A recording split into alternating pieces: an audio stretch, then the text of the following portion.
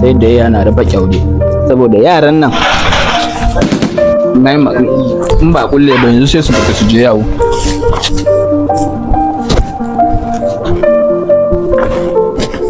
Yau an gwamma yaran ma shuru yan babban bumbura ba waye ma zan hake shi ma je sai mun madidi mu.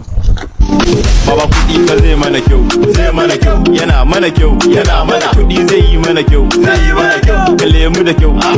karo duba mu da kyau kasan kuɗi fa yana mana kyau kalle mu da kan babban buran uban ku ya gida ya gidan wane kamar shiru kai dan buran uba da na ce ka dawo nan shin ka tsaya can dawo nan dan iska kai da kai kaman gonan jogale. Malians ne fa. Maliyan buran ubaka. Tun da kun je bariki sai yau kuna dawowa. Yau ne kun ga daman ku zo.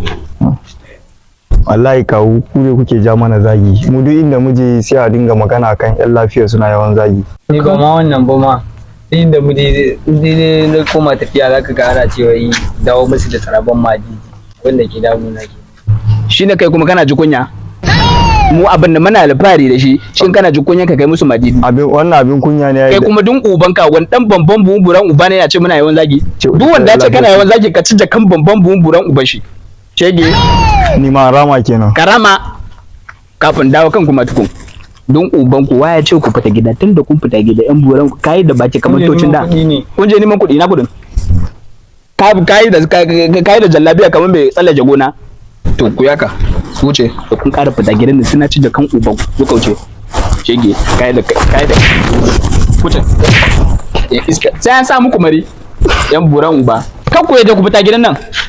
zo kai zo kai je gida zo ga je ka je gurin yawo mai kantu ka ce mutan je ne ka siya min ba kuɗi ne a ciki ba ganja ne me ganja abin washe baki wannan ba za ka gane ba nan samu ne na gayu shi yasa na ga idan gajaja da iska kai da fuska kaman mako kwalta wuce ka tafi kuje gida zan kai ku makaranta allo